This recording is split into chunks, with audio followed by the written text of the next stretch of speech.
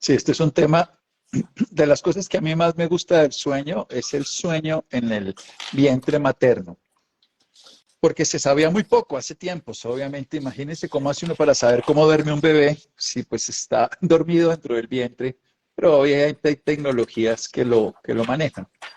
Vamos a ver si llegamos hasta el adulto mayor, pero empecemos por los bebés. En el Ok. vientre, lo que es claro es que llega un momento en que casi las 24 horas del día el bebé está durmiendo.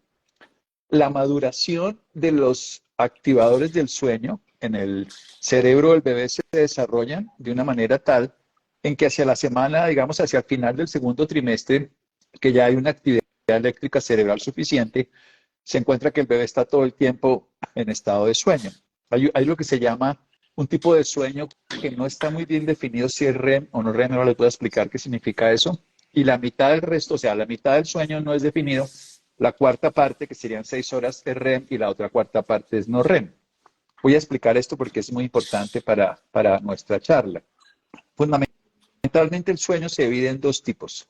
Mm. Un sueño que llamamos REM y un sueño que llamamos no REM. REM está basado en unas siglas en inglés que significa movimientos oculares rápidos. Cuando están dormidos los niños, los bebés, yo creo que usted se ha dado cuenta, porque es una cosa que pasa muy inmediatamente, una bebé está lactando. Los bebés entran en ese sueño REM, eso no nos pasa a los adultos. Apenas se quedan dormidos, empiezan a hacer un movimiento por debajo con los ojos cerrados, de un lado para el otro.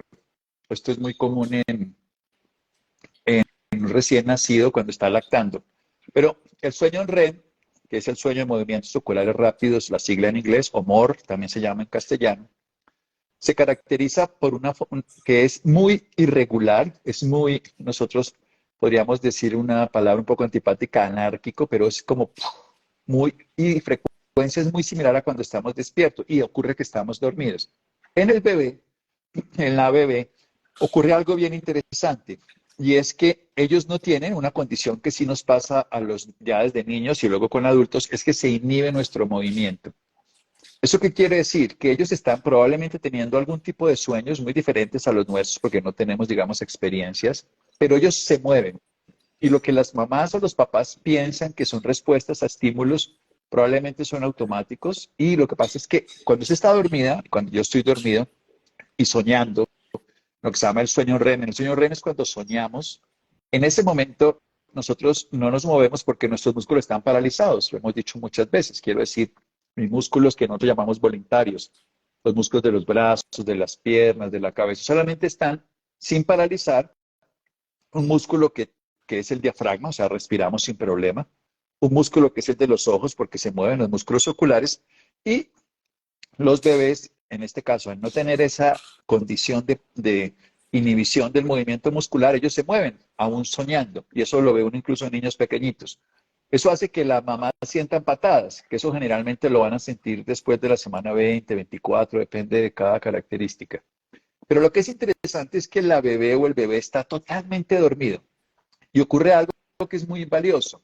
Ese sueño REM, que llamamos movimientos oculares rápidos, llega a ser 2 semanas antes de nacer 9 horas. ¿Para qué? Para madurar el cerebro. Y es muy importante decir, porque ese sueño es el que madura el cerebro. El cerebro madura gracias a ese sueño, donde cada vez que hace, vamos a imaginar, para que ustedes me entiendan, cómo funciona el cerebro. Esto es una analogía, las analogías son siempre incorrectas, pero son más fáciles de comprender que la neuroanatomía.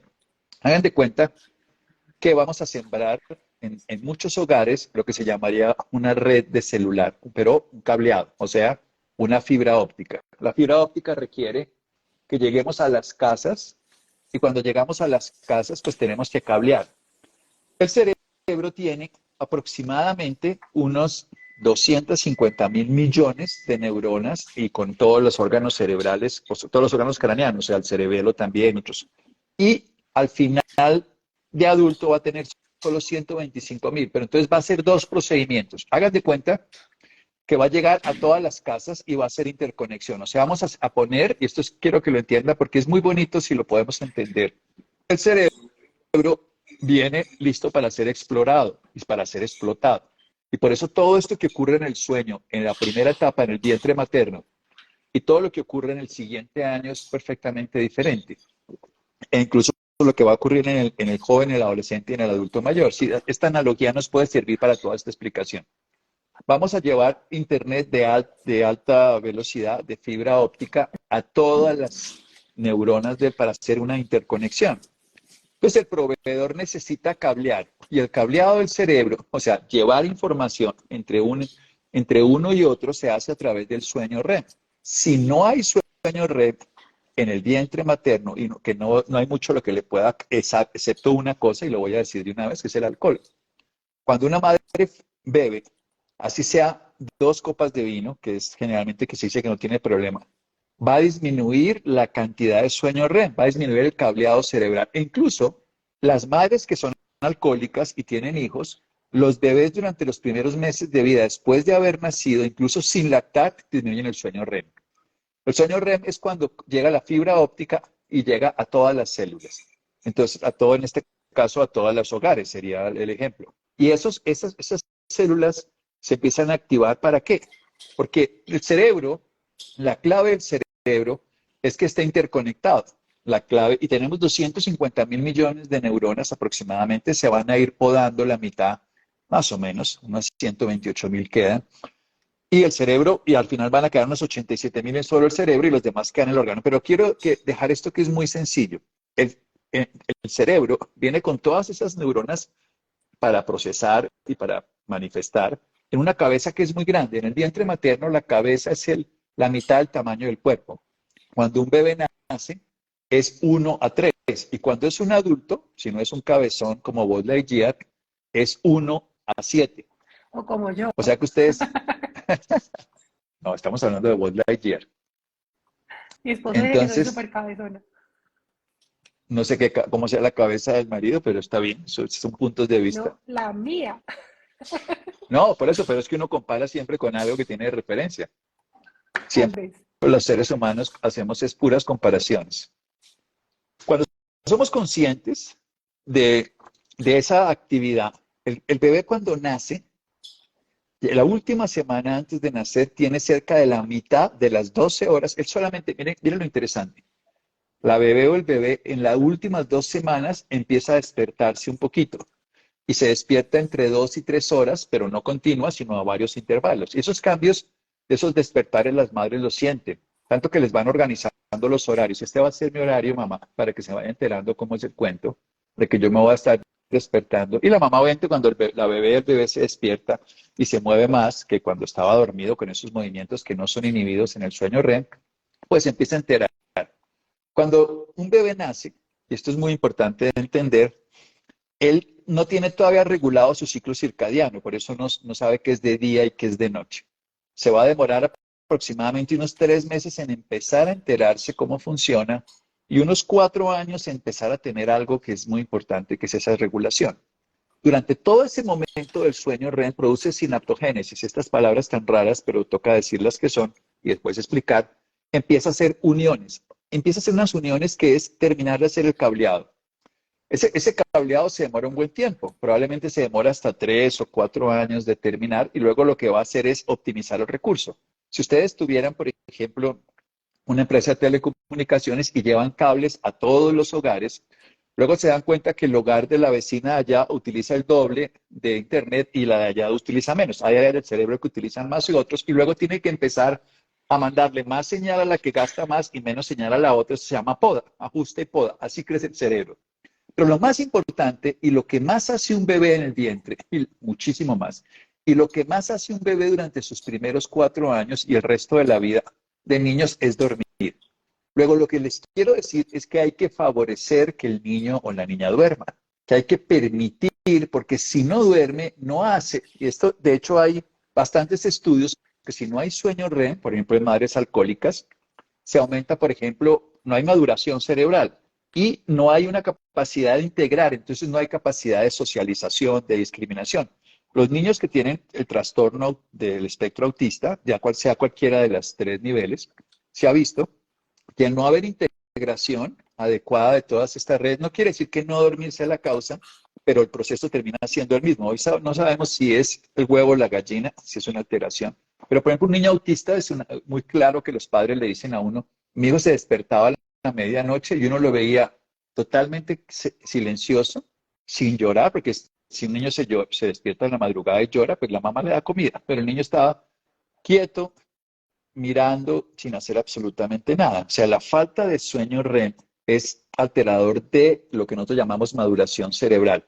Entonces, despertar al bebé cuando está durmiendo, no, así sea para comer, salvo que esté enfermo y necesite o le falte oxígeno y esté decaído, pero en prácticas hay que respetar el horario del niño más que el de la mamá, más que el del pediatra, por supuesto. Y esa validación es muy importante. Ahora, ¿qué va a ocurrir? Cada vez que hay más conexiones, el cerebro empieza a optimizar esos recursos. Un bebé va a dormir, para que ustedes lo tengan más claro, va a dormir 20 horas aproximadamente el primer día, y es natural. Luego va a estar durmiendo unas 14 horas al final del primer año y va a estar durmiendo unas 11, 12 horas hacia los 4 o 5 años y va a estar durmiendo unas 9, unas 10 horas antes de la pubertad. Pero todo el tiempo está teniendo más sueño REM y va disminuyendo, disminuyendo. Esto hay cifras que no les voy a decir para aburrirlos, pero lo que quiero decir, ese sueño es de maduración cerebral, pero apenas llega a la prepubertad, cambia, bueno, ha ido cambiando desde antes, cambia a un sueño que es muy importante, que es el sueño no REM, que es el sueño profundo.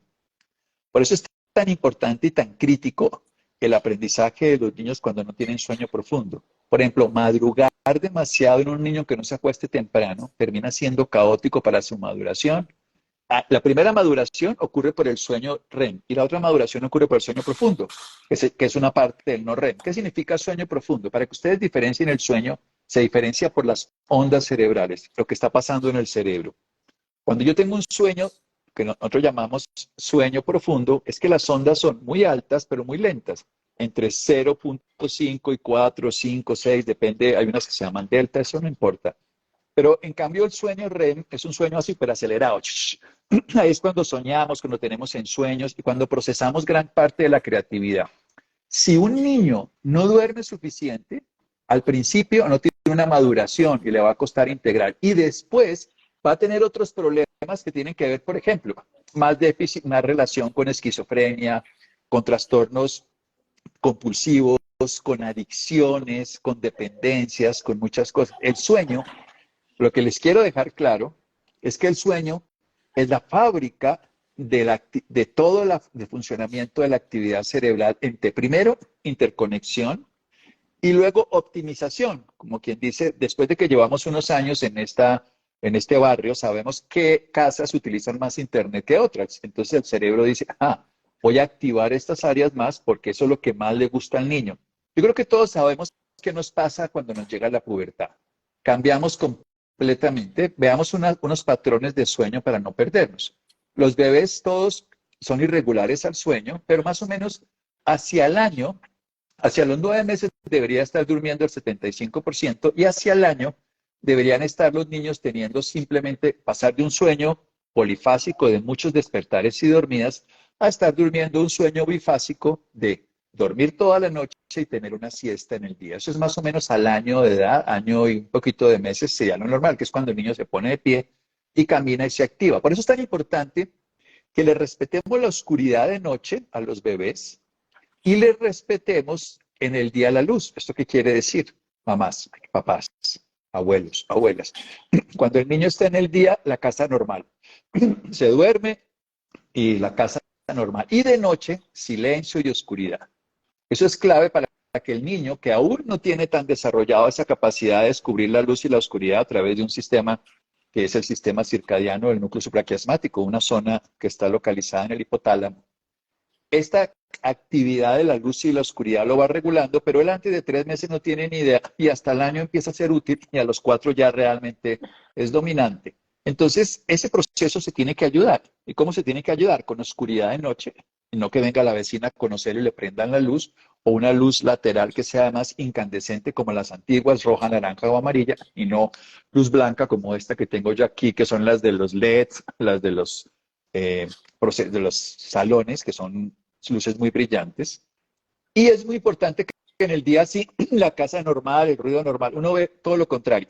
El bebé duerme por el día, entró una llamada. Por lo ¿Qué? menos, Doc, a mí me pasa con Majito, que tiene 3 años. Ella es de muy buen dormir, afortunadamente. Incluso este fin de semana se quedó dormida domingo y lunes a las 4 de la tarde y durmió hasta el otro día a las 7 de la mañana. O sea, eso duerme Sí. una delicia.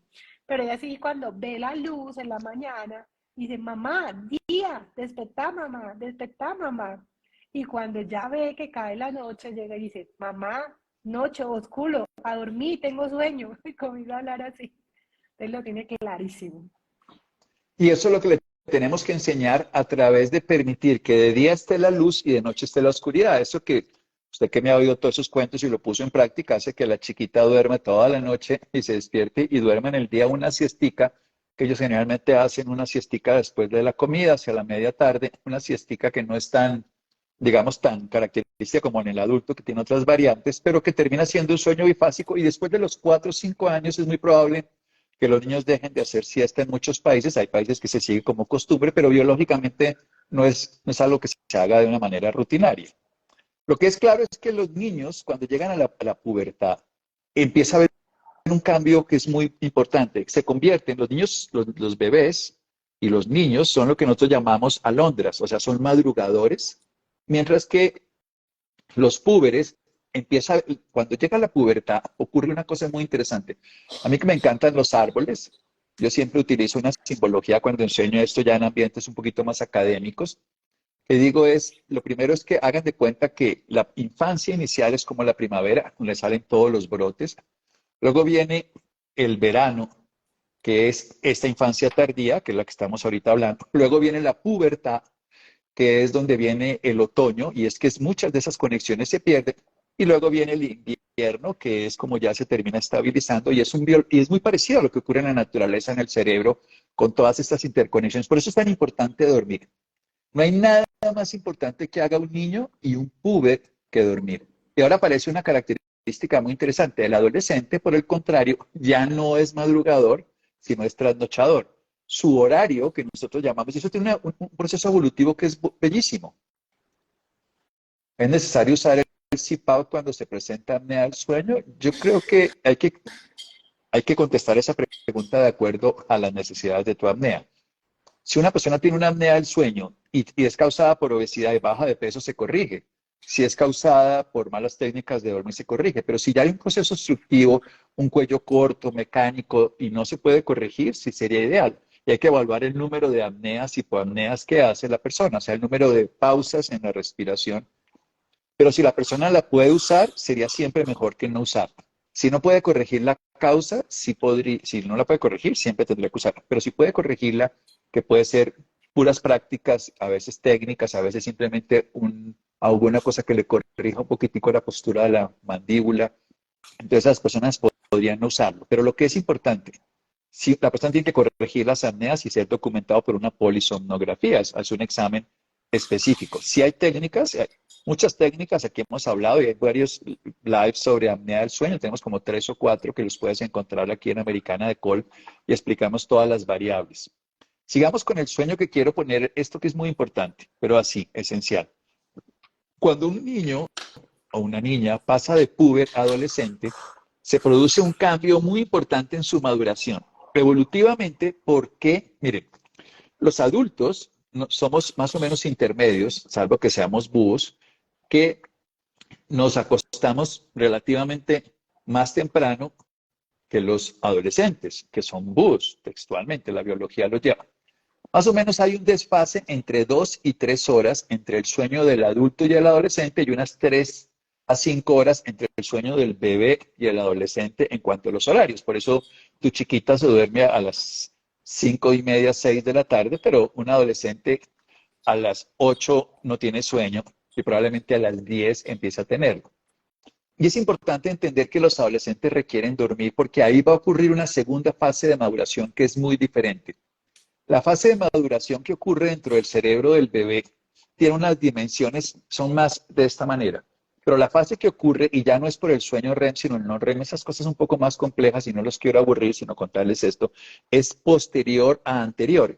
A esta parte anterior, sobre todo, que tiene que ver con lo que es el conocimiento cognitivo, la racionalidad y todo. Cuando no ocurre esa buena maduración, puede haber un pensamiento que sigue siendo muy infantil, pero que en el joven se convierte en un pensamiento disociativo. Y hay más fácil esquizofrenia, más trastornos del comportamiento, más depresión y más ansiedad, porque no se tiene un freno lógico de la razón. Se viven las experiencias. Y uno sabe que un adolescente, por ejemplo, tiene un buen cerebro posterior como de un adulto, ya puede tener una visión, que es lo primero que se activa del futuro, pero no tiene un freno y una reflexión. Por eso conducen con más velocidad, tienen menos represión de muchas cosas, que son más, y pueden tener incluso algo, y al no tener este freno, se pueden volver muy radicales y se pueden ser fácilmente presas de líderes en cualquier tipo religioso, filosófico, político, cultural, que los llevan a pensamientos absolutos, a ismos, y terminan volviéndose a veces violentos en pandillas y todo. Y gran parte de eso se podría disminuir o favorecer la maduración durmiendo y por supuesto no consumiendo lo que inhiba el sueño, como puede ser el alcohol o incapacite una buena calidad del sueño. Las preguntas las Ahorita dejamos para el contestamos final. preguntas. Sí, Claro. contestamos porque además hay varias. No, y además no hemos llegado sino al adolescente, no hemos hablado todavía ni del, y además porque yo creo que él sabe que la próxima le hablamos al adulto mayor, porque para poder contestar preguntas, porque el adulto mayor es todo un tema muy bonito. Pero miren, aquí ocurre algo. ¿Por qué evolutivamente el sueño en el adulto mayor? Hay muchas cosas para decir y muchas prácticas, y yo creo que ese tema nos da para toda la charla.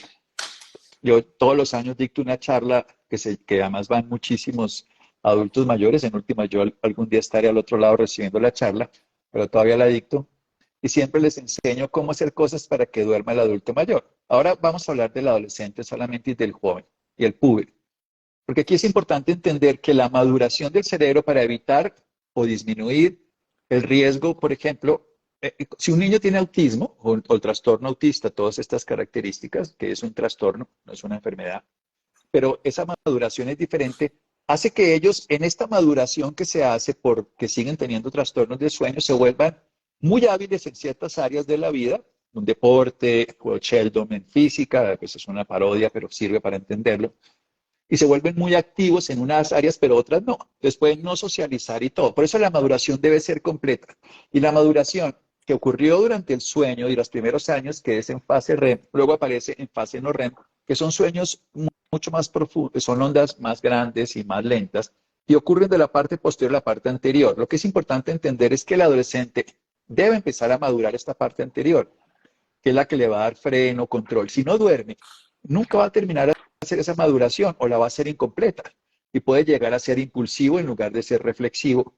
Puede llegar esos son los que tienen 45 años y nunca han terminado de hacer una maduración, porque nunca han podido tener ese control, ese freno, y en gran parte es por no dormir. El sueño hay que priorizar.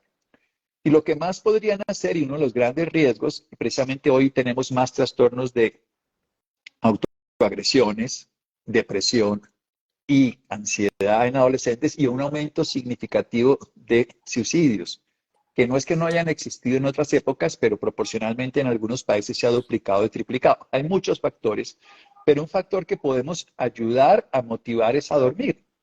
Y a dormir significa, en los adolescentes el gran problema del sueño está relacionado con tres cosas, y es donde la familia puede intervenir. Evidentemente los adolescentes no se van a dormir ahora. Les voy a explicar por qué el adolescente se duerme más tarde evolutivamente, y eso sí tiene una razón de ser. Lo voy a explicar y luego dar unas pautas para ayudar a que el adolescente duerma, que no es fácil, yo lo entiendo, pero que duerma. Hay que ayudarle a que duerma. Es en el único espacio donde yo digo que incluso el sueño del fin de semana sí hay que respetar lo que se llama largo, porque no compensa, pero ayuda por lo menos a favorecer parte de la maduración. Lo primero es entender que el niño es totalmente dependiente y cuando viene la maduración cerebral se busca una independencia. Y evolutivamente esa independencia se lograba precisamente cuando los pares pueden relacionarse. Entonces, lo que los padres, los niños están durmiendo a las 6, 7, 8 a más tardar. Los padres están durmiendo 9, 10 y los adolescentes están durmiendo 11 y 12. Esa hora, hora y media es una hora que la biología le da a los adolescentes, púberes y adolescentes, para independizarse, para tener autonomía, para ejercer la función sin la supervisión de los padres y relacionándose con los, De su digamos, lo misma edad. contemporáneo, claro. Y eso es la naturaleza se los dio. No tiene sentido, y hay muchos países que lo han cambiado, Esto era una regla hace muchos años, hace varios siglos, cuando la gente se despertaba tarde y no tenía ningún problema. Pero lo que pasa es que ahorita los obligamos a los adolescentes a madrugar terriblemente y les perdemos esas fases de sueño que ellos necesitan para el aprendizaje y esos sueños que requieren. Y siempre están en deuda de sueño. Y esa deuda de sueño altera su crecimiento, por un lado, cuando son púberes, ya más grandes no es tan importante, pero altera la capacidad de maduración. Entonces se vuelve un círculo vicioso. Y ahí es donde tenemos que intervenir de tres maneras. La comida no tarde. Doc, tengo que decir, mi hija de 16 años, estoy segura que llamo a la casa y me dicen que todavía está durmiendo. Hay que dejarlas dormir. Yo, o sea, háganlos felices a los adolescentes cuando puedan que duerman. Textualmente, hay que permitirles y entender que la biología les da esas características, que necesitan dormir y que el sueño es algo característico de esa edad. Nosotros llamamos sueño de inicio retardado. El sueño de inicio retardado tiene unas características puntuales y es que requieren acostarse más tarde. Ahora, pero hay que disminuirles y ahí es donde tiene uno que entrar a negociar el uso de las pantallas, porque si bien es cierto, ellos ya tienen un sueño retardado, de inicio retardado, o sea que empieza más tarde, por lo que les acabo de explicar que evolutivamente se les busca la autonomía, la naturaleza les dotó esa característica a los adolescentes. También es importante decir que si les exponemos a pantallas, que ese es el problema más grande, entonces hay que ayudarles poniéndoles bloqueadores de luz azul a las pantallas o incluso fagocitándoles unas gafas bloqueadoras de luz azul, estas las venden en diferentes sitios, para que si bien es cierto tienen estímulos de pantallas porque los van a tener, porque le van a chatear a los amigos, porque van a ver videos, porque van a ver Netflix, porque van a miles de cosas, que por lo menos no tengan estímulo de luz azul que les va a prolongar aún más. Y lo otro es, ojalá, porque decía que las reglas antiguas y hasta hace unos años, y en algunos países los valoran, entrar más tarde al colegio. Pero aquí en Colombia no, aquí en Colombia entramos, los niños entran al colegio a las 7 de la noche, tienen que levantarse a las 4:30, 5, y eso afecta la capacidad de aprendizaje y afecta la maduración, la disminución de ese, o sea, se disminuye el freno que tendríamos que tener. El adolescente, entonces lo primero es el estímulo luminoso. Hay que buscar que no tengan exposición a luz azul, hay que buscar que las pantallas tengan bloqueadores de luz azul para que no inhiban la melatonina. Hay que negociar que no haya sobreestímulo de pantallas entre semana, que por lo menos si las van a hacer, que las hagan en horarios diurnos, para que se respete la posibilidad y explicar, que es lo que yo siempre le digo a los muchachos, ustedes quieren crecer, quieren tener un cerebro bien desarrollado, quieren poder controlar muchas cosas en su vida, tienen que dormir, porque es el hogar, es el momento donde se produce eso. Y hay todas las investigaciones, hay un trabajo muy interesante, hay un doctor Friedberg que hizo una investigación de más de 300.000 horas de sueño, de más de 3.500 procesos de niños de los 6 a 8 años y los fue siguiendo y les fue mirando todos estos cambios neurológicos y esto es una investigación que después ha sido valorada con estudios más pequeños, pero que nos comprueba esto que estoy diciendo. El sueño es el mejor agente de regulación del control, de la voluntad, del pensamiento lógico, del pensamiento que necesita para desarrollar su vida. Y entre más tarde se demoren en generar esos sueños, más tarde va a ser su maduración, menos capacidad. Y entre menos duerman, no importa la rebeldía, este no es un problema de la juventud, es un problema de que ellos puedan afianzarse y tener una autodeterminación. Lo segundo tiene que ver con la comida, y esto es clave también. Entre menos estímulos, alcohol o sustancias de rápida absorción, como son dulces, bizcochos, comidas altamente cargadas de carbohidratos o de procesados, al final de la tarde y en la noche va a generar sueños de menor calidad. Sueños fragmentados, resistencia a la insulina, obesidad y muchas cosas más. Entonces, que la última comida ojalá sea 2 o 3 horas antes de acostarse a dormir. Y la otra, no favorecer el ejercicio intenso al anochecer, que ese es otro problema común de los adolescentes. Y por ejemplo, pues sí, se van a parrandear el viernes y bailan y todo, eso nos pasó a todos. Uno duerme menos bien ese día que baila, pero duerme, pero aparentemente muy cansado, pero no se despierta bien. Entonces lo que se necesita es que el ejercicio intenso se haga en horarios más tempranos, unas 3 o 4 horas mínimo, porque eso va a alterar el cortisol, la temperatura, sobre todo un problema fundamental, la temperatura. Las habitaciones deberían estar frías para los adolescentes, también es importante, no heladas, pero una habitación cálida impide que el cerebro se enfríe para poder dormir. Y se requiere jugar con esas tres cosas, con no esfuerzos, no pantallas o disminuir y no comidas para que ese sueño que es de inicio retardado sea menos retardado y negociar para que los fines de semana trasnochen y duerman hasta muy tarde y favorecerles. No son perezosos, tienen una maduración cerebral que en el bebé está por el sueño REM, que es cuando hay los ensueños, en el vientre no hay ensueños, pero probablemente haya algo parecido, pero sí hay mucho sueño REM. Y en el joven y en el adolescente se requiere que duerman mucho más profundo y se requiere que tengan precisamente un sueño profundo que es el que va a dar esa maduración. Y si no duermen va a tener problemas. Además uno los ve que se acuestan 1 de la mañana y se levantan 5 de la mañana, pues ahí no hay capacidad de todo ese proceso. O sea, lo que quiero decir es que el cableado que llega de Internet a las casas y la reorganización de ese cableado se hace en el sueño, me digo en el cerebro, porque el cerebro va a hacer una poda. Si el cerebro no hace una poda adecuada de muchos procesos que son importantes, fantasiosos para los bebés, en niños, en adolescentes y en adultos van a quedar esos procesos que en algunos pueden ser creativos, pero en otros pueden ser disruptivos, pueden ser favorecedores de estados alterados de conciencia, ansiedad premonitorias inadecuadas, trastornos de dependencia que controlan o dominan o favorecen el proceso de adicciones y cuadros alterados de psicosis como esquizofrenia y todo. Hay que dormir, hay que dormir, hay que dormir. Este sería el resumen. Bueno, ahora sí contestemos algunas preguntas porque vamos a irnos la semana entrante para Para el sueño de el los tema adultos mayores. de los adultos mayores, sí. Doctor, cuando se vive en lugares de estaciones, ahora en verano, la noche comienza muy tarde, entonces sería bueno tener igual una rutina, por ejemplo, poner el cuarto a oscuras siempre a la misma hora. Lo importante es que se logre que si se acuestan tarde, se levanten tarde. Porque uno sí es claro que en verano se acuestan más tarde y la luz está programada para eso, biológicamente. Uno sí debería estar buscando es que la habitación y que nosotros, una cosa que no he hablado mucho, pero es la temperatura. Los seres humanos debemos cambiar la temperatura porque la misma temperatura no es saludable. Nosotros estamos hechos para bajar la temperatura durmiendo y para activarla apenas nos despertamos, incluso antes del anochecer. Son ciclos predecibles que no importa en qué estación estemos, esa es la temperatura interna del cuerpo.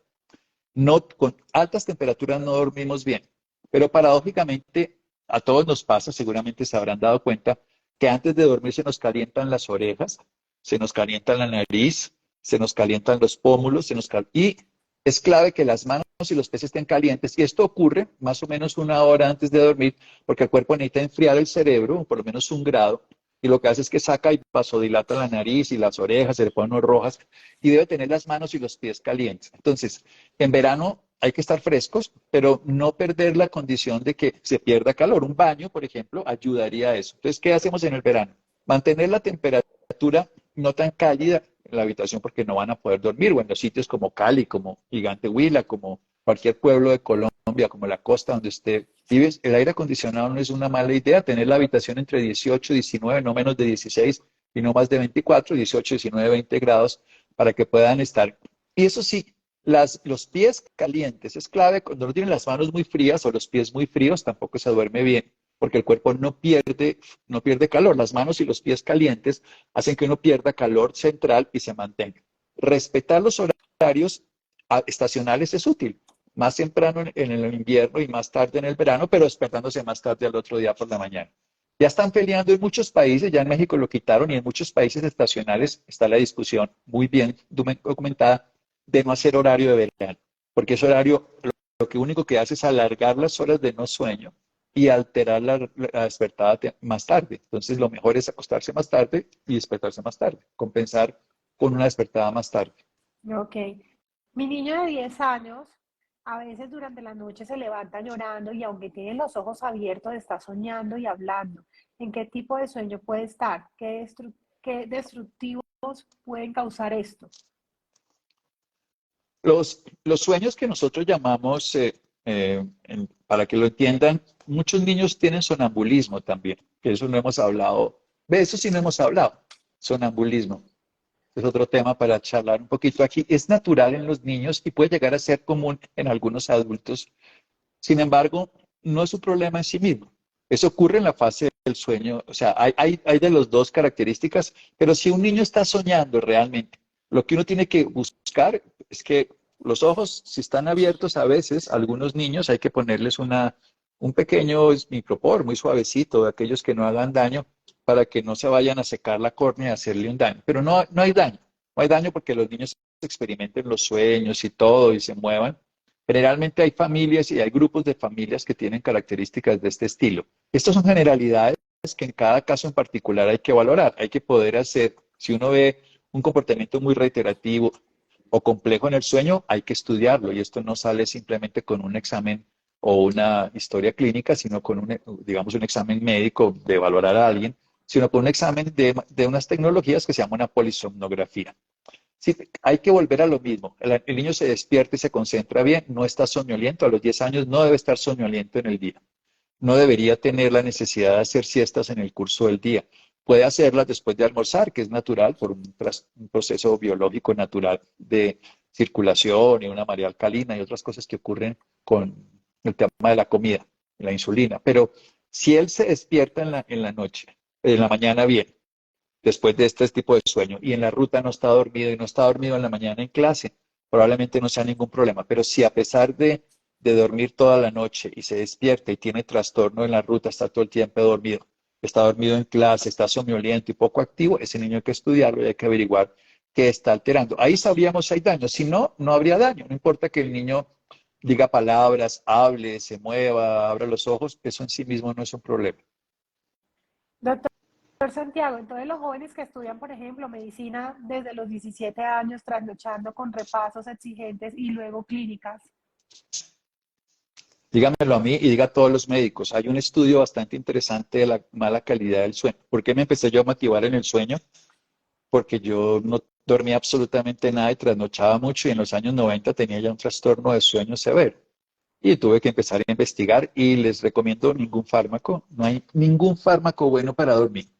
Hay miles de formas, la higiene del sueño es la mejor, hay estímulos conductivo-conductuales, técnicas de respiración, pero mientras uno no formule nada para dormir, siempre será mejor. No hay ningún fármaco para el sueño que produzca un sueño natural.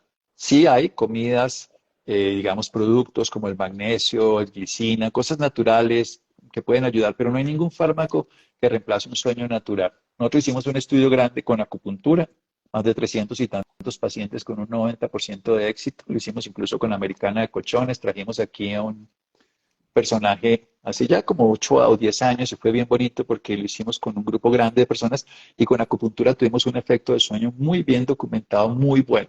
Pero ningún fármaco yo recomiendo. Pero, ¿qué pasó con los médicos? Sí, durísimo.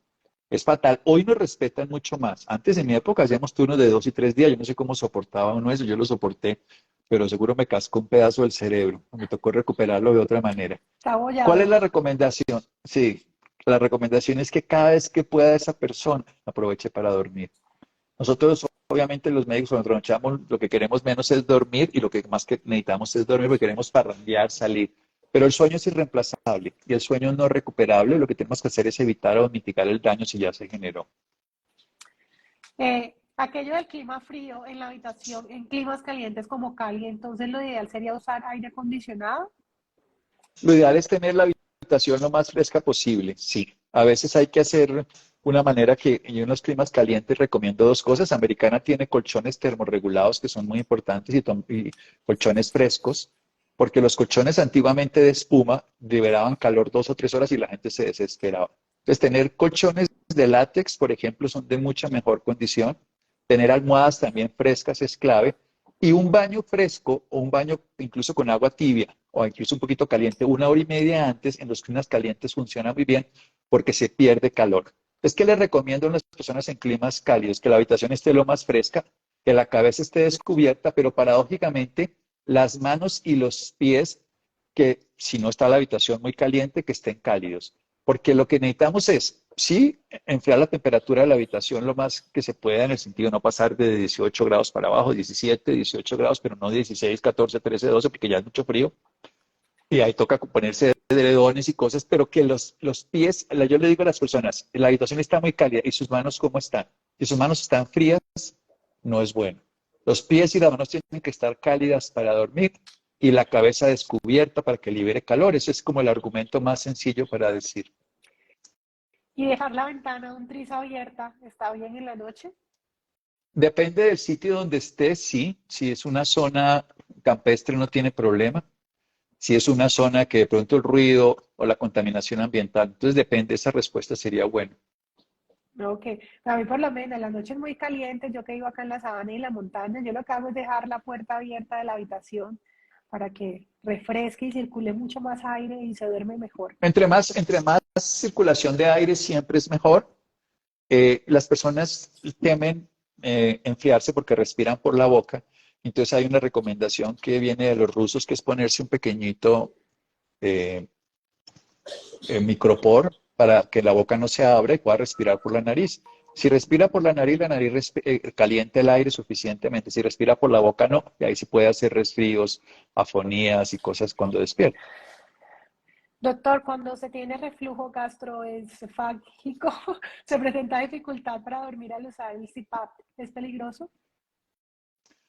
Pues la persona que tiene reflujo tiene que tratar el reflujo. Y para eso lo primero es que tiene no comer cerca de la comida. Hay que Al cambiar un sueño. poco antes de la dormida, sí. Y levantar la cabecera de la cama es clave. Fíjese que hay unos bases autoajustables en Americana que ayudan precisamente para eso, para que tenga la postura adecuada. Pero es clave que la cabecera de la cama no, o sea, lo que llamamos en rampa, no esté menos de 10 centímetros del suelo en la cabecera. Eso quiere decir que esté tampoco más de 20 porque se cae. Entonces nosotros recomendamos unos 15 centímetros, mínimo 9, pero idealmente 15 centímetros. No comer recién, o sea, no acostarse recién comido 3 o 4 horas. Y el CPAP lo tiene que usar si lo necesita. Lo más probable es que esta persona tenga sobrepeso y obesidad, necesite CPAP y el reflujo. Vamos a dejar aquí, pero seguimos en 8 días que vamos a hablar del adulto y ahí metemos la mujer menopáusica y todas estas cosas, porque también es adulto mayor, de Ok, los de calores la láser. evolución del sueño en el adulto mayor. Sí, listo, seguimos ahí. Como este tema va para mucho. Gracias.